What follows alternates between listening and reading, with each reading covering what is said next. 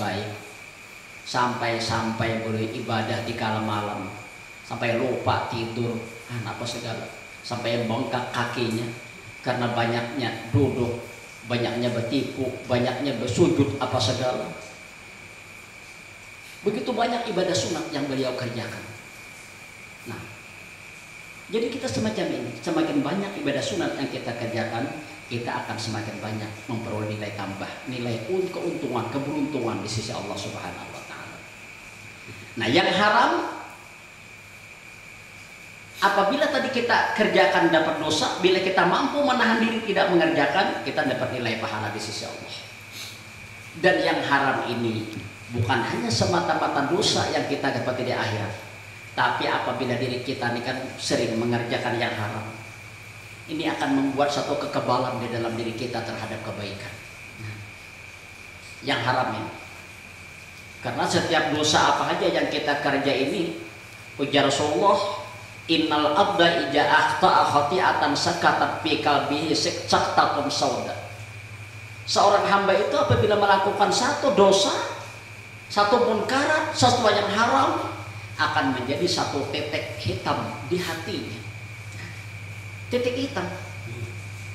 Nah, semakin banyak yang munkarat kita kerjakan, yang haram kita kerjakan, akan semakin menebal titik hitam tadi, semakin menebal. Nah, apabila menebal, akhirnya kan menyatu, membungkus hati kita ini. Apabila hati ini sudah terbungkus dengan titik-titik hitam yang menebal karena olah dosa munkarat yang kita kerjakan, sudah sulit kebaikan kita terima. Ditunjuk hidayah Allah sulit untuk masuk ke dalam hatinya, ke dalam jiwanya, ini sulit karena sudah tertutup, terbungkus oleh dosa-dosa maksiat munkarat yang ia kerjakan.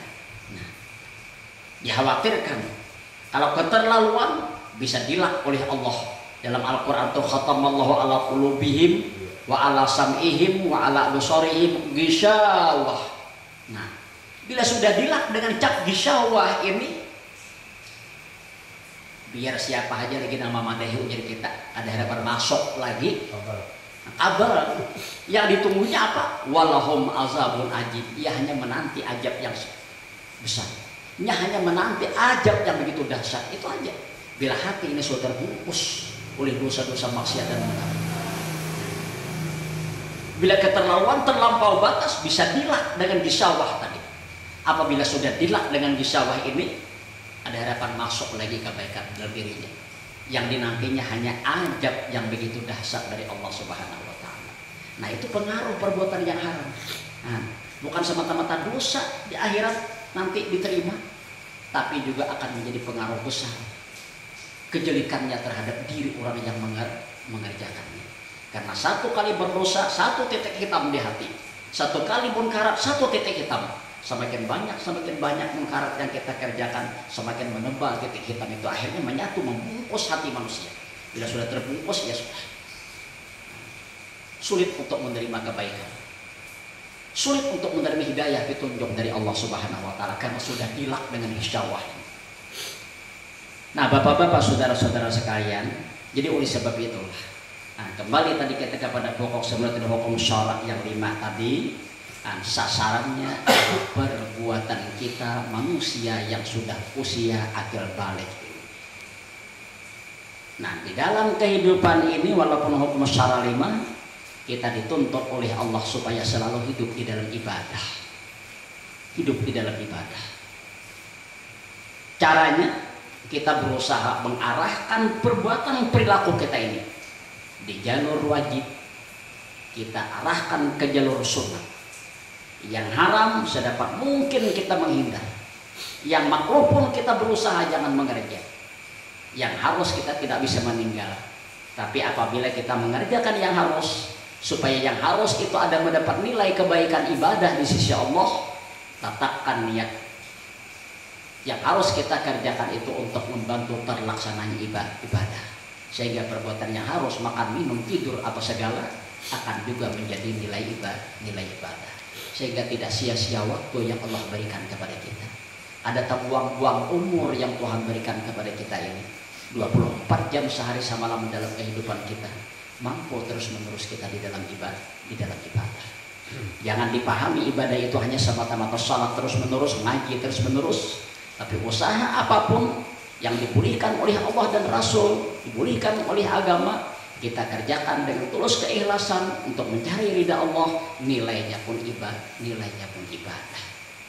Banyak peluang-peluang ibadah ini, tergantung kepada bagaimana kita meletakkan niat di kala mengerjakannya.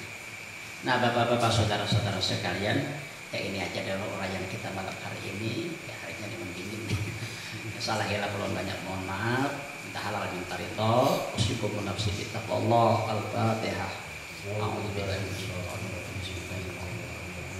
Alhamdulillahirabbil alamin. Iya,